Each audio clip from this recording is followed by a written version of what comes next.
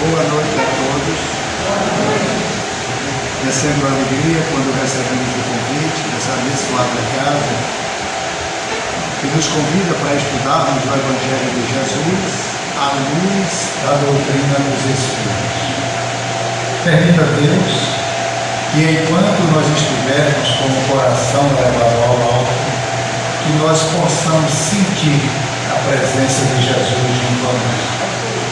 Pois foi Ele mesmo que asseverou que quando duas ou mais pessoas estivessem reunidas em seu nome, lá Ele estaria.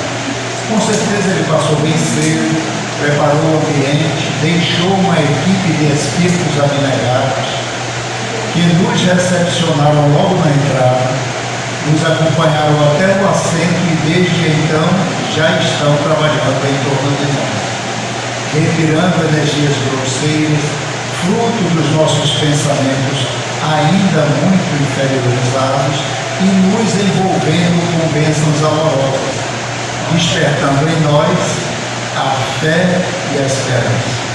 Como disse nosso irmão, sou Júlio da Lamba, trabalhador da Associação Espírita Casa dos Unidos, aqui pertinho, em Casa Forte. Também temos um abrigo de vovozinhas e fazemos uns trabalhos voluntários na Federação Espírita de Pernambuco. Bom, o tema de hoje é um tema que traz para a gente muita esperança, muita fé no futuro, onde a gente vai perceber que essas tribulações que a Terra está passando fazem parte da sua transformação, do seu processo de renovação, para que a gente possa conquistar dias melhores. É preciso se desfazer dos dias passados, dias que muitas vezes nós nos agarramos com unhas e dentes, porque satisfazia as nossas necessidades. Tínhamos o poder de comando, tínhamos o ouro, tínhamos a posse das pessoas. Então isso para nós era muito bom, mas Deus nos criou com um único propósito: sermos felizes. E para adquirir essa perfeição absoluta que só Deus tem, é preciso que nós possamos nos melhorar, nos purificarmos, nos regenerarmos e alcançarmos ao título que Jesus colocou para toda a humanidade: sedes vós perfeitos, como perfeito é o vosso Pai. Se nós não tivéssemos, como por muitas vezes não tínhamos, e tem pessoas que ainda hoje não param para meditar na misericórdia de Deus, na sua justiça, é difícil crer que Ele é bom, que Ele é justo, se não entendermos a reencarnação. Porque Deus criou todos nós iguais. Se não fosse assim, Ele não seria justo. Criou um inteligente, o outro com deficiência mental, um estúpido, um ignorante, um selvagem e um doutor ao mesmo tempo. Qual o mérito de um e qual o demérito do outro? A grande diferença que existe na evolução dos seres humanos é o tempo que foram criados e o aproveitamento que fizeram quando estiveram na escola da vida. Muitos de nós, se for sincero e honesto e fizer uma reflexão humilde, vai dizer: puxa, eu podia ter sido um bom médico, um bom engenheiro, um bom advogado, um astronauta, um piloto de avião, um cientista. Por que eu não fui? Porque eu ia para a escola para brincar, para jogar bola, para namorar. Minha matéria que eu não gostava, eu já estava com raiva do professor, em vez de me esforçar para aprender a matéria. E outros não, outros se dedicaram, foram atrás, lutaram, se empenharam, dedicaram seus minutos para aprender o que não sabia. E a cada vez que mergulha na carne, vem com esse mesmo propósito, conhecendo verdades que libertam. Embora, independente de estar muito interessado no conhecimento científico, todos nós passamos muitos séculos envolvidos ainda pelo orgulho e pelo egoísmo. Então, para que a gente possa ir combatendo esta chaga que nos afasta de Deus, Jesus foi enviando para a gente professores, pedagogos. E o primeiro que nós recebemos foi Moisés, que veio dizer para a humanidade que as coisas não são bem assim como eles pensavam, que existem leis, existem regras, e que nós temos um comandante, um Senhor da vida, Deus. Então Moisés, quando chega trazendo para aquele povo bárbaro, ignorante, egoísta, prepotente, arrogante, e recebe os 10 mandamentos, as leis divinas, que são leis eternas para todas as religiões, eles não aceitaram aquelas leis. Por que não matar quem acabou de matar meu filho? Quem acabou de matar minha mãe, meu irmão? Isso nós estamos falando de 4.000 anos atrás. Hoje, já com Jesus desenvolvendo, alguém fere um ente querido nosso, como a gente reage? Ainda com a mesma ignorância e a mesma brutalidade. É muito trabalhoso matar esse homem velho, domar esse animal que habita dentro de nós, que quando se encontra com um animal mais frágil, ou escraviza ou mata. Então foi nessa época que Moisés traz essas leis. Você entrava numa tribo, roubava uma ovelha, a outra tribo entrava na sua ovelha, levava todas as suas ovelhas, matava todo mundo e não tinha sido injusto. Ele tinha sido defensor da honra, dos direitos, era o mais forte.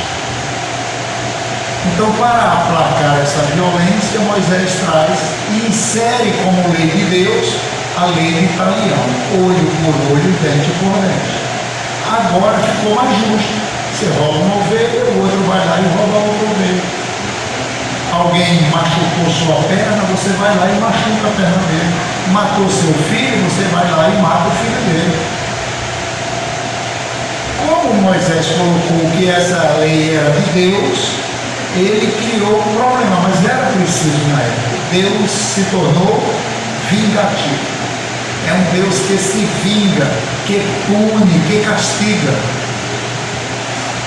Mas isso até hoje é bom para muita gente, porque se é lei de Deus, eu posso sair revidando o mal que me fazem e eu não vou ser castigado por isso. Até hoje, porque nós nos esquecemos e estamos ainda buscando a doutrina espírita apenas para entender Jesus. Somente para entender Jesus. No dia que nós entendermos Jesus, acabaram-se todos os nossos problemas. Nos dizemos que somos cristãos, que amamos a Deus, mas cada um pergunte a si mesmo e responda a si mesmo. Nós seguimos as orientações do Cristo para dizer eu sou cristão? A doutrina espírita é muito severa, porque ela entra na nossa consciência, invade nossa intimidade e expõe ela para nós mesmos. Então a gente sabe quem a gente é. A gente sabe que ainda nós somos espíritos bons, capazes de perdoar uma ofensa incondicionalmente. Embora a gente já tenha visto bons exemplos na humanidade de pessoas que perdoam o assassino do seu filho, dando esse depoimento, e que vão visitá-lo na cadeia, e levam lanche, levam roupa, e conversam, e adotam aquele espírito para desenvolver em si mesmo o amor incondicional. Então Jesus, vendo que nós estávamos com dificuldade de avançar para o amor, para Deus, ele decide, numa reunião com outros críticos, que precisava vir para nos trazer a boa nova, a boa notícia. Porque muitos outros tinham vindo falar de amor, de perdão, de imortalidade da alma, mas nenhum praticou o que falava. Nenhum praticou. Então Jesus chega para nós também, nessa época onde o conhecimento sobre Deus já era muito enorme, mas ninguém associava ele como um pai. Jesus chama Deus de pai. Então a nossa visão muda agora. Porque se ele é um pai, ele não é rigoroso, ele não se vinga, ele educa, ele ensina. Então, de Moisés para Jesus, nós passamos 17 séculos, 1.700 anos, encarnando e desencarnando, em diversas situações, em diversos lugares, mas sempre junto àqueles às quais nós precisávamos nos harmonizar, nos reconciliar. Então Jesus chega justamente nessa época e para esse povo ainda envolvido para essa tarefa difícil. E Jesus chega chamando a atenção através dos benefícios materiais. Quer dizer, se a casa colocasse um carro de som, hoje aí em Casa Amarela, na Avenida Nova, dizendo que hoje de noite ia ter uma reunião para falar de Jesus, e que no final ia ser dada uma cesta básica, a fila estava grande. A fila estaria enorme. Hoje, Jesus chega numa época que ele precisava chamar a atenção das pessoas para ouvir o que ele precisava falar. Até porque ele trazia uma nova mensagem e nem todos estavam preparados para ouvir. Porque Jesus vinha falar de amor, de perdão, de tolerância, de paciência. E quem é que estava interessado com isso? Então ele começa a realizar curas de espíritos que também mergulharam na carne, trazendo as suas limitações físicas, mas que já estavam a ponto de se libertarem de sua expiação. Então nenhuma cura foi realizada se o espírito não tinha cumprido toda a sua tarefa de arrependimento, de expiação, e agora ele estava pronto para amar.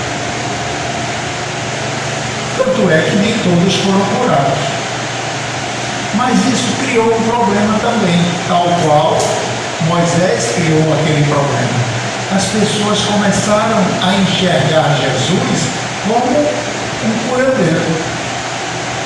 Aonde até hoje a maioria de nós começa a vir para a casa espírita porque está com um caroço na cabeça, porque está com dor de cabeça, porque não dorme direito, está com a perna doendo, está com o filho inchado, está com um filho se envolvendo na droga, sempre coisas materiais. Mas é o meio que tem. Por isso que no capítulo 5 do Evangelho segundo o Espiritismo, bem-aventurados aflitos, no item 5, um espírito amigo diz que a dor é uma bênção que Deus envia aos eleitos. Então, ai de nós se nós não sentíssemos dor. Não procuraríamos Jesus. Mas à medida que nós vamos perseverando, sentindo que o que falavam do espiritismo, dos centros espíritas, não é bem aquilo não. Que o que nós encontramos aqui são palavras de vida eterna que falam para o espírito imortal. E quem vai cuidar do corpo são os espíritos que estudaram medicina e têm todos os exames e meios de curar o corpo. E tem os espíritos desencarnados que já estão aqui trabalhando em torno de nós, tirando de nossa alma energias produzidas pelos nossos pensamentos pecaminosos. Mas aquela energia que somatizou e adoeceu o veículo físico vai ter que ser tratada pelos médicos materiais. Ah, não, mas eu conheço muita gente que se libertaram de doenças sérias através da água fluidificada, da prece e do passe. É verdade. Porque a transformação veio de dentro para fora. Se o espírito já se purificou, se harmonizou e aprendeu as lições, aquela dor é desnecessária. Ela já fez o papel dela. Não faz mais sentido ele ficar doente. Então a própria espiritualidade, assim como Jesus restituía a pele dos leprosos, dissolve aquele tumor, aquela ferida, aquele entupimento de uma veia, restitui imóvel, naturalmente. Mas esse não é o propósito da doutrina espírita. Quando Jesus estava pregando na beira da praia, do lago de Cafarnaum, e seus amigos levaram um paralítico, jovens, para que ele curasse. Mas a multidão era grande, desceram pelo telhado a cama, e Jesus olha para o jovem e pergunta a ele: queres andar? Então levanta-te e anda. E o jovem saiu correndo desesperado. Narra Humberto de Campos. Jesus se recolhe, Pedro se aproxima e diz: Senhor, acabaste de fazer uma cura e não estás feliz? E Jesus disse: não estão entendendo a minha missão. Eu não vim curar corpos, eu vim curar alma. Aquele jovem que estava paralítico porque fez algo de errado, ele está agora fazendo as mesmas coisas que o levou para a cama. Então ele não foi curado. Ele vai voltar um dia mais cedo ou mais tarde para a cama. São aquelas pessoas que vão para o médico, está com depressão, a energia está baixa, o organismo para um deprimido começa a não funcionar muito bem.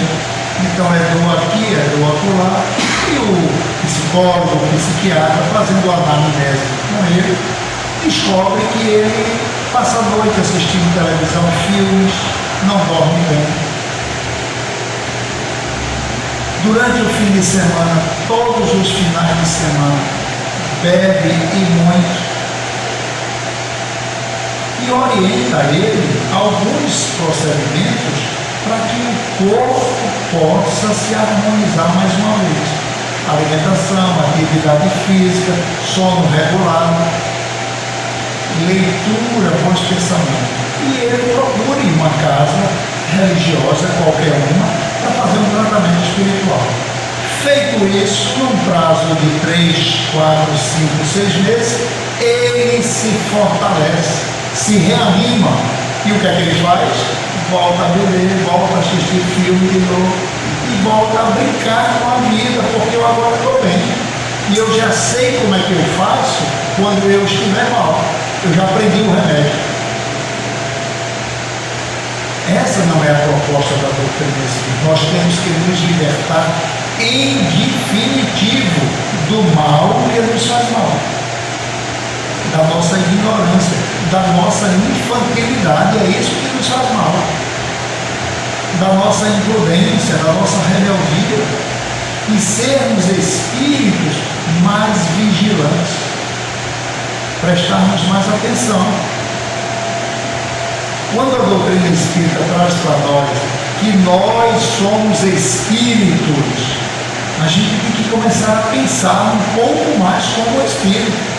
Então o espírito não come tanto, não.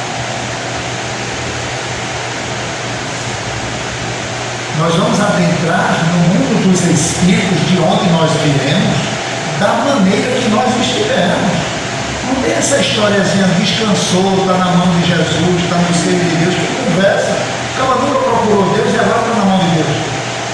Que história é essa?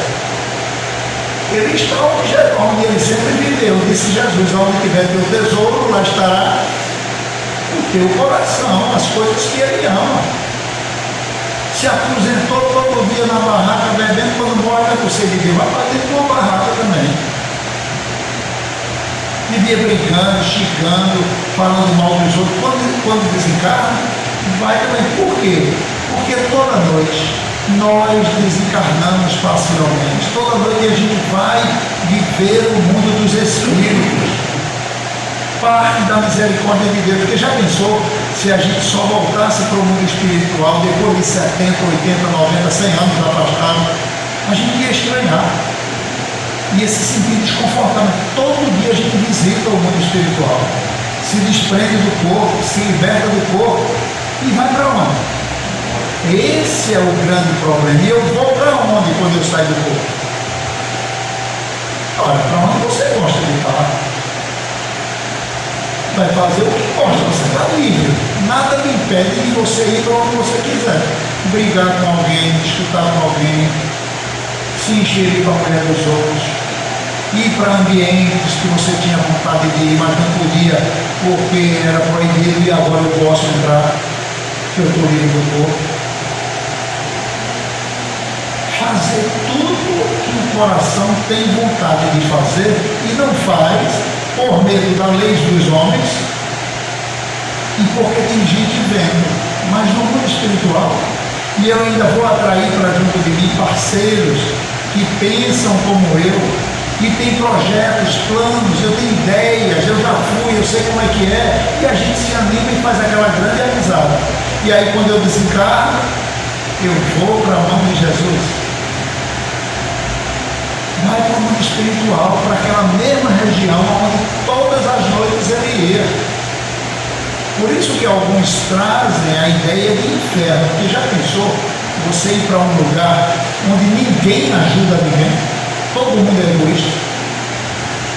Todo mundo é egoísta. Você cai e ninguém lhe levanta não. Porque você tem seus interesses pessoais. Não está preocupado com ninguém. Isso durante 20, 30, 100, 200, 300, 400 anos. E enquanto o Espírito não pede ajuda, ele continua aqui. Ele precisa querer sair daí. Porque ele pode até ser levado para uma colônia espiritual e está lá no meio dos médicos, dos enfermeiros, mas a mente dele não está ali. A mente dele está numa região de sofrimento. Porque no mundo espiritual nós somos o que nós pensamos e o que nós sentimos. Então são essas reflexões que a doutrina espírita traz para nós como um mecanismo de eu ser o construtor da minha felicidade. Conhecereis a verdade e a verdade vos libertará. Jesus vem mostrar esse caminho que nos liberta de quem? Eu sou prisioneiro de quem?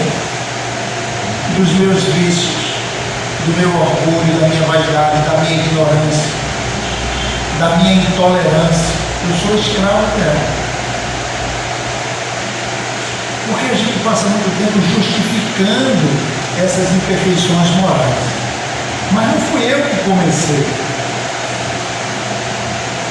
Mas eu estava quieto no meu canto, vieram mexer comigo. E precisamos estudar um pouco mais sobre Jesus, conhecer um pouco mais sobre Jesus. Na Revista Espírita de 1868, o João Kardec recebe uma comunicação do Espírito São Luís, onde ele faz uma analogia à escala espírita. do Livro dos Espíritos, a questão 100 a 113, onde nós temos espíritos imperfeitos, espíritos bons e espíritos puros. Então nós estamos nessa categoria, já saímos do primitivismo, nós éramos espíritos primitivos, vivendo nas cavernas, disputando o alimento com os animais. Olha o quanto a gente já evoluiu, mas precisamos domar os nossos instintos animais, nossos impulsos, porque o animal age por impulso. Você pisa na cauda de um cachorro, imediatamente, sem pensar, ele se defende. A gente ainda age por impulso. O problema é que a gente guarda, achando que o outro pisou por gosto, e eu vou ter que descontar para ele ver como é ruim e não fazer mais. Para que ele aprenda de outra maneira, eu tenho que ser o professor dele, que ele aprenda com o outro e não comigo, porque eu não quero magoar ele, senão eu estou sendo o professor da violência também. Então isso é um projeto pessoal intransferível.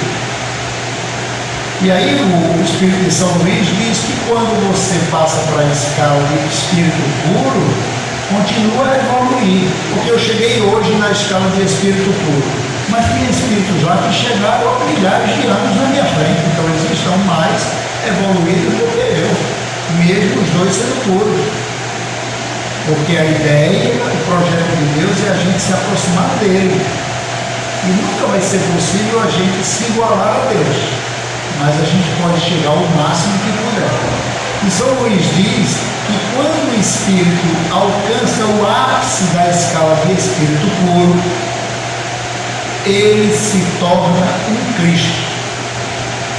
E nessa condição, e somente nessa condição, ele se comunica diretamente com Deus.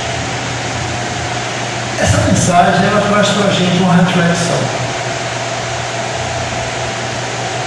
que a gente vivenciou ou nessa encarnação ou outras encarnações, de profetentes de religiões que diz que é emissário de Deus. Deus fala comigo para eu falar com vocês. Só se ele fosse um Cristo.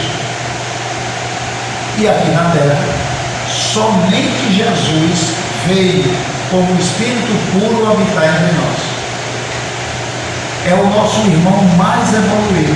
E Emmanuel diz na obra Caminho da Luz que Jesus foi criado igual a nós também, simples e ignorante.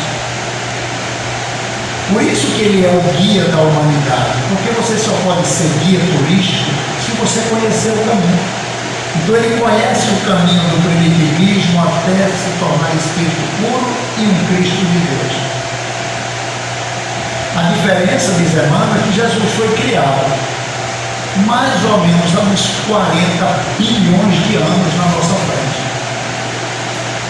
Nós só estamos aqui, segundo Joana de Anjos, há mais ou menos uns 60 milhões de anos. Nós estamos há uns 60 milhões de anos. 60 mil anos. Somos espíritos muito infantis, muito jovens. Então a gente precisa entender que quem está ao nosso lado, dentro do nosso lar, nossos vizinhos, colegas de trabalho, também são espíritos infantis. A gente não ficar com raiva deles porque eles estão fazendo alguma coisa errada. É criança erra mesmo. Eu tenho que aprender com eles para não fazer o que eu já sei que é errado e tentar, de uma maneira ou de outra, fazer algo de bom para que ele também aprenda comigo. Ora, se eu acho que é errado determinadas coisas, mostra como se faz. Esse foi o papel de Jesus para nós. Ele veio fazer, ele veio perdoar, ele veio amar, ele veio ser compreensível, tolerante, paciente com todos nós.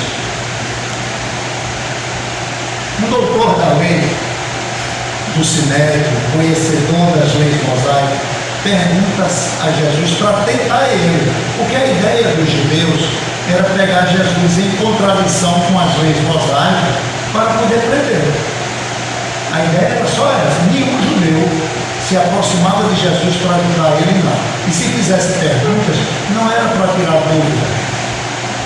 Então ele pergunta, qual é o maior mandamento?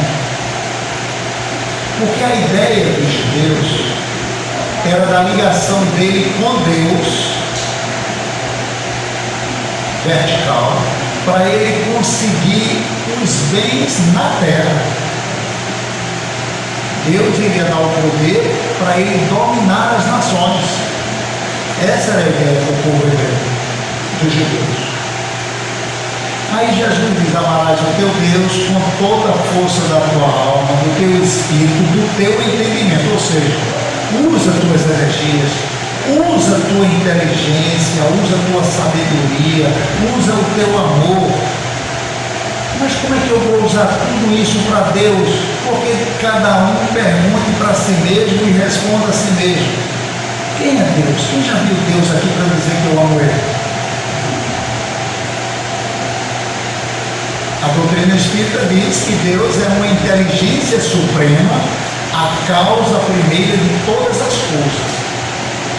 Mas é uma inteligência, não é um ser. Deus não é um espírito. Deus não é uma pessoa. Deus é tudo menos o que a gente acha que Ele é. Porque Deus é incriado. Ninguém criou Deus. Ele é incriado.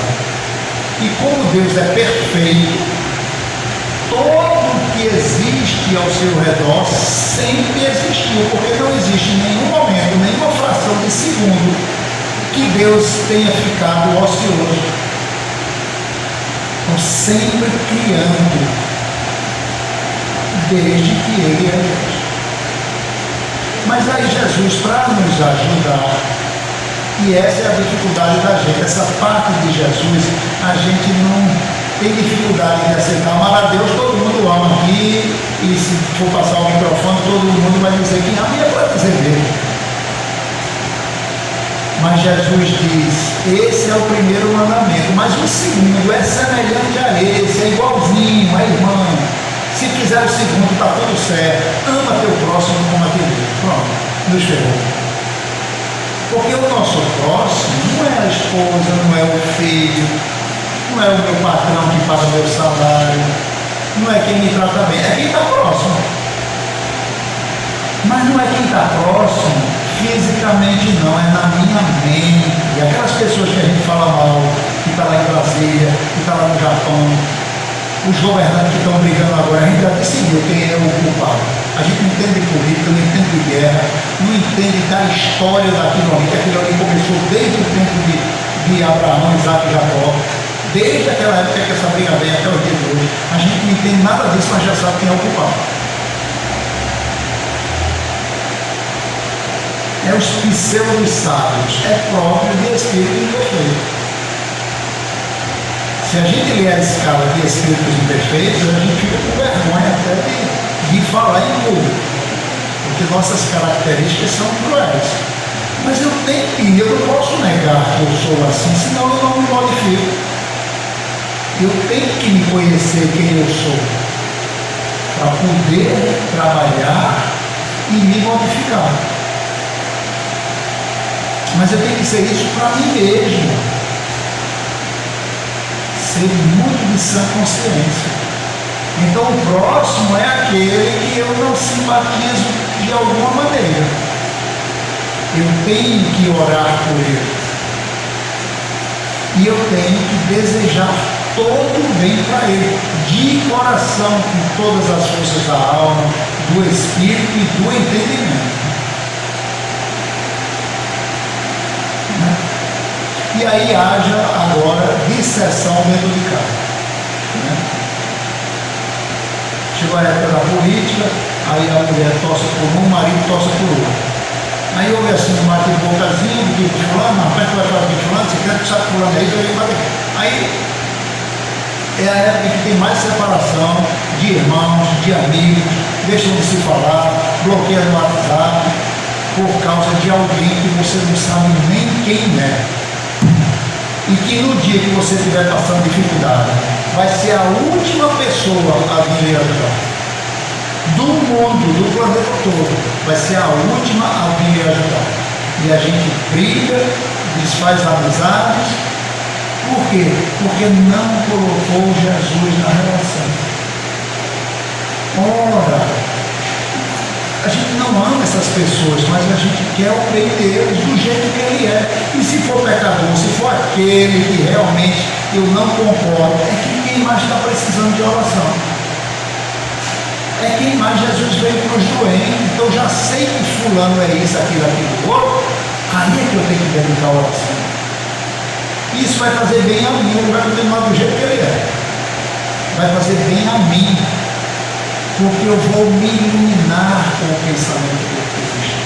Eu vou impregnar minhas células, meus órgãos, com o equilíbrio divino. E isso vai me trazer paz interior.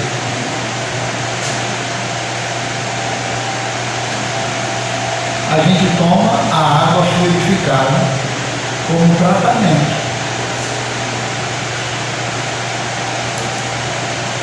O que é que os Espíritos? Porque a água ela é um excelente condutor de energia. Então eles empregam nas moléculas de água os fluidos espirituais e também os fluidos do médium que está doando ali a energia dele, fluido material. Quando a gente toma, se estiver aliado a uma prece sincera, eu vou captar esses fluidos espirituais. Se eu tomar somente mecanicamente, eu vou captar só os fluidos do médium. O fluido espiritual vai embora, vai para outra pessoa. Porque eu tenho que ter afinidade moral. Como é que se adquire afinidade moral? Não é se santificando. João Kardec já disse. Reconhece-se o verdadeiro espírita pela sua transformação moral e pelo esforço que depreende em combater em si as más inclinações. Então é no esforço que a gente se moraliza. É sempre se esforçando. E o tempo, os séculos, as encarnações sucessivas vão fazer o resto. Vão nos levando a cada século para uma condição melhor, naturalmente, tranquilamente. E esse esforço, ele começa a ser prazeroso. Então, quando nós fazemos uma prece sincera, em recolhimento, porque muitos de nós não sabem orar, a maioria dos profitentes de religiões não sabem orar, a grande maioria.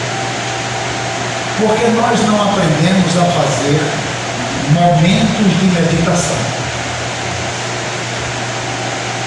Os apóstolos, quando iam sair com Jesus para trabalhar, quando chegavam na barca, no monte, na praia, no lago, Jesus já estava lá, em silêncio, olhando para o céu.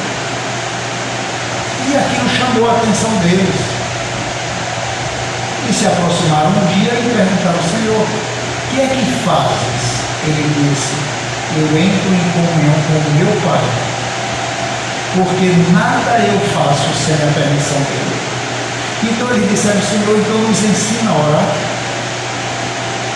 E ele disse: quando fores orar, porque eles eram judeus, os judeus tinham a prática de orar com práticas interiores, mostrando para todo mundo nas praças públicas, nos templos, para todo mundo ver o quanto eles eram purificados, o quanto eles eram santos e bons. E Jesus diz: quando fores orar, entra no teu quarto e em silêncio, que é o Pai Nosso. Entrar no quarto é nós entrarmos na nossa intimidade, no reino de Deus dentro de nós.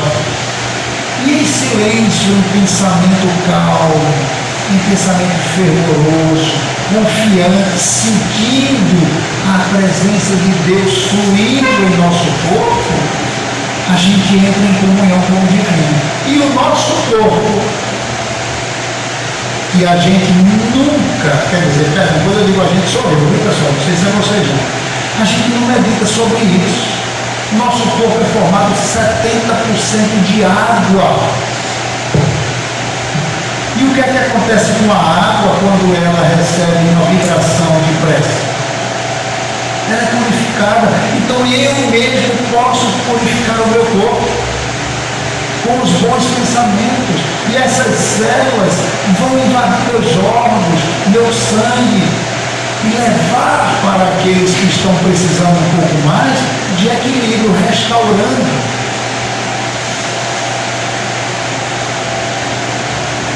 O problema, que não é um problema, é que a gente só consegue fazer isso um minuto. E se irrita o resto do dia. Aí eu contamino a água de novo. É um trânsito, é um vizinho que está fazendo zoada, é uma conta que chegou no valor acima do que eu esperava, é um cachorro latindo do lado, sempre a gente está saindo do nosso equilíbrio mental. E aí eu destrambelho o corpo todo. Eu me alimento sem agradecer a Deus pela alimentação. Eu me alimento de coisas que o organismo não reconhece como alimento, de tanto processo que levou. Não reconhece. E se desgasta para poder tirar ali o máximo que foi para que a gente sobreviva. E desse desgaste a gente vai envelhecendo fisicamente mais rápido. Então a proposta de Jesus para nós é que nós estejamos sempre nesse capítulo 17 do Evangelho segundo o Espiritismo, sendo perfeito como perfeito é o vosso Pai, vê a sabedoria do Chico Kardec. Ele coloca um projeto pedagógico para a gente alcançar essa perfeição. E ele inicia que nós sejamos homens de bem. O homem de bem é aquele que pratica a caridade na sua maior pureza. Ora, como é que se pratica a caridade na sua maior pureza? É dando com uma mão sem que a outra veja. Não espero nada em troca. Eu faço pelo prazer de fazer. Me sinto bem, eu gosto. Eu me alimento da caridade. O homem de bem é muito parecido com Paulo, quando ele fala sobre o amor. Quando ele fala sobre a caridade, que é o amor em movimento. A caridade é branda, é mansa, ela não julga, ela não condena, ela não exige. Ela é paciente, a caridade. E isso é um projeto particular, individual. Eu quero ser um homem de bem, então é um projeto. E eu posso conseguir nessa encarnação um avanço muito grande. Então eu já dentro no mundo dos espíritos com um projeto em mãos. E de noite, quando eu for sair do corpo em desdobramento do sono, eu já converso com o meu guia espiritual para que lá eu também esteja fazendo um curso à noite, me encontrando com os bons espíritos para estudar, para trabalhar com eles, para que eu volte no dia seguinte mais inspirado, com projetos que me renovem a fé, que me aproxime mais de Deus. É um projeto nosso. E eles estão sempre à nossa disposição. Pedis e obtereis são palavras de Jesus. A gente tem que pedir com fé.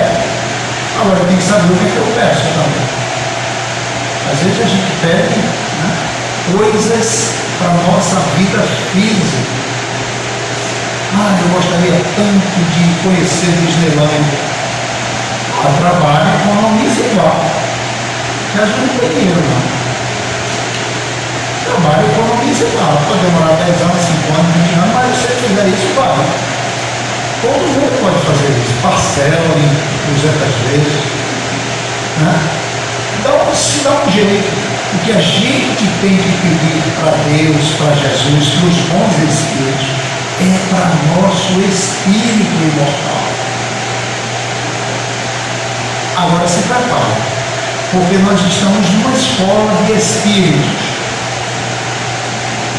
E toda matéria que nós vamos fazer numa escola, ela tem provas.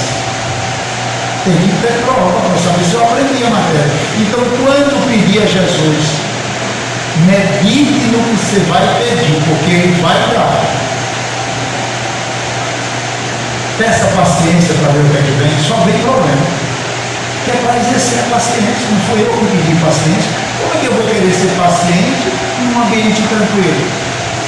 Num ambiente conturbado que eu tenho que exercer a paciência.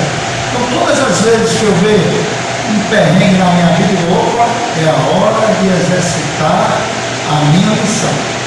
Chegou a hora da prova. E a gente vai adquirir uma virtude, acabou, ela não sai mais, é patrimônio seu para toda a eternidade. Eu agora vou adquirir outra. Só que quando eu adquiro uma virtude, ela está associada a outras, e a outras, e a outras. Assim como a imperfeição também, ela não está só isolada, está cercada de outras imperfeições. Né? Mas, nesse processo de autoiluminação, né, Jesus, o Sr. Kardec, nesse capítulo de Homem do Bem, ele coloca lá a parábola do semeador,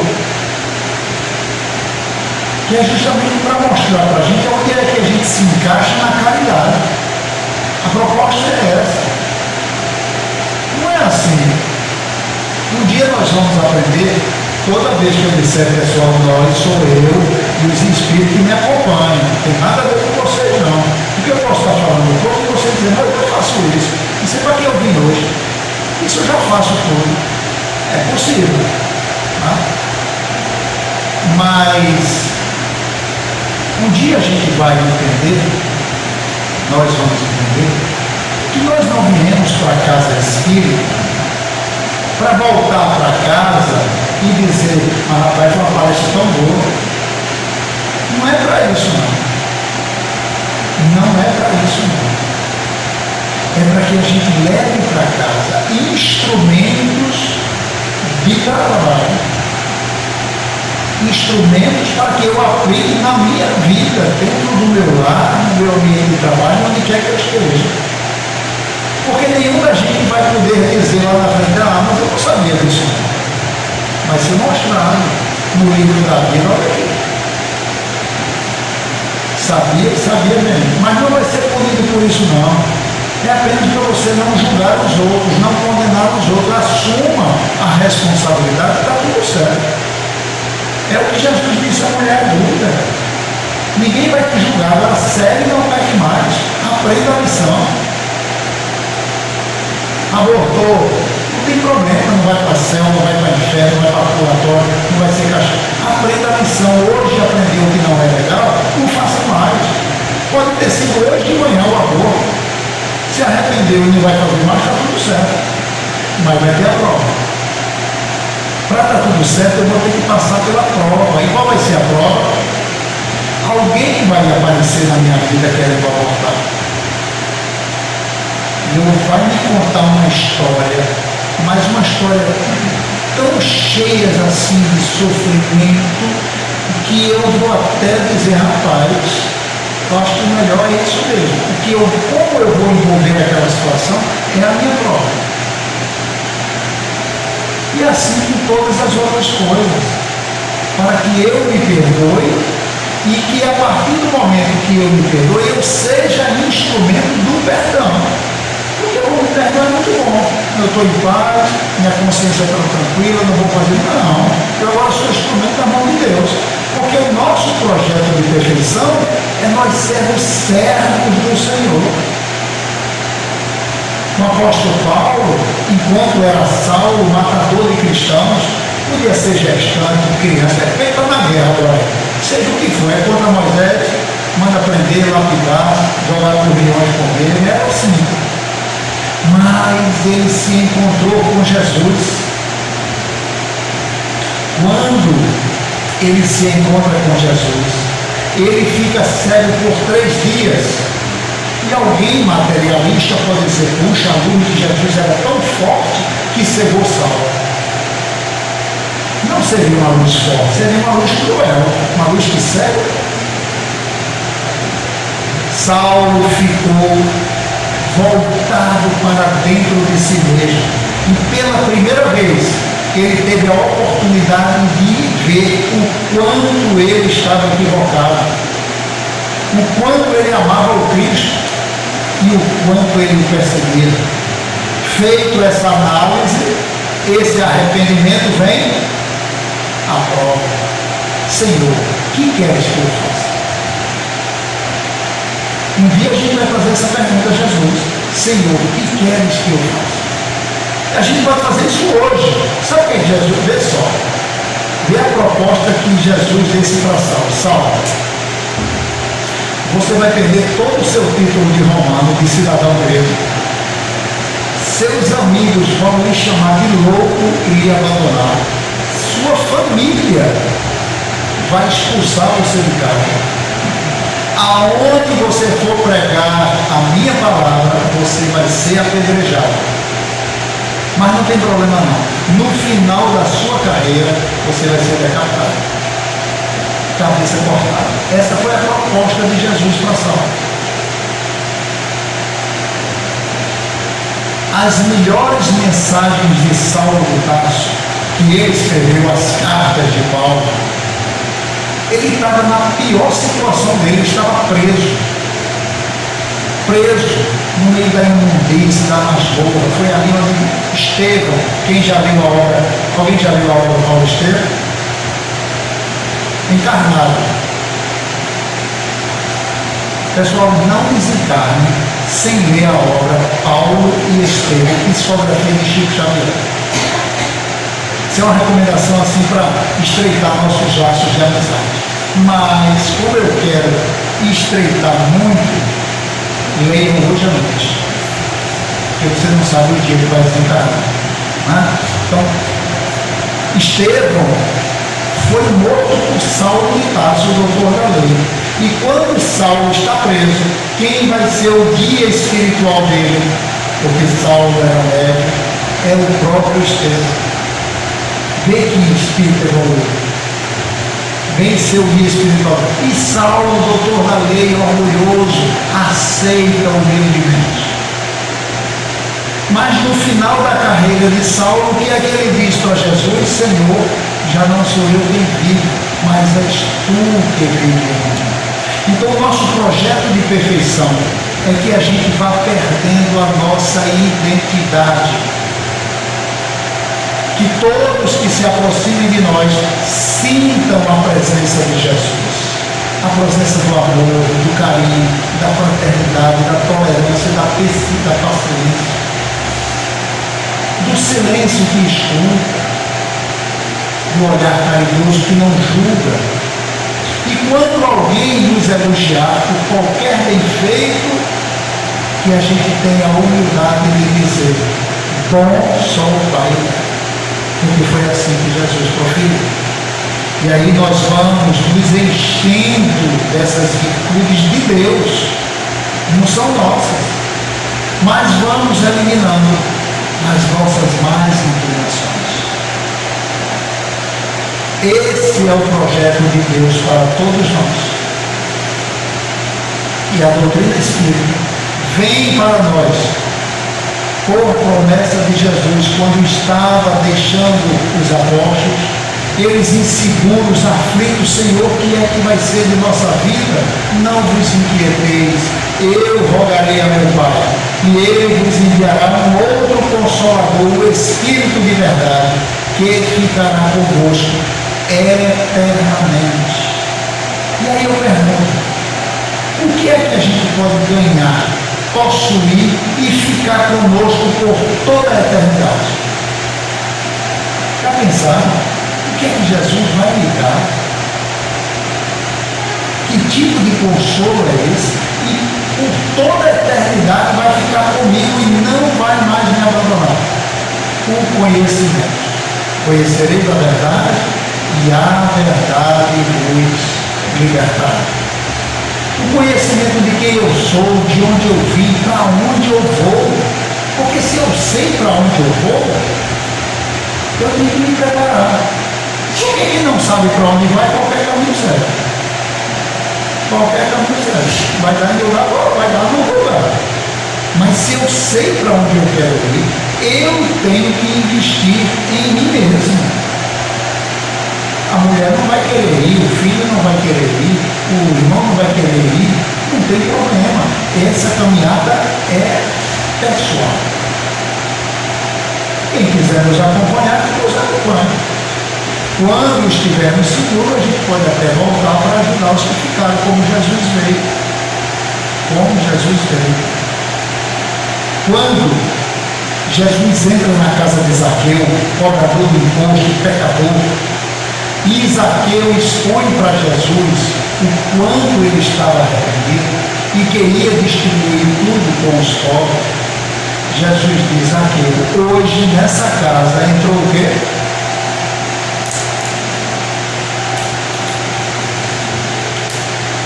A salvação. Aí eu, materialista, compro lá em Olinda uma tábua talhada, dizendo assim: a salvação entrou nessa casa, e boto na frente da minha casa. A casa que entrou salvação foi a casa mental de Zaqueu. Pode não ter entrado na casa mental da mulher dele, do filho dele, da família dele, mas na dele entrou.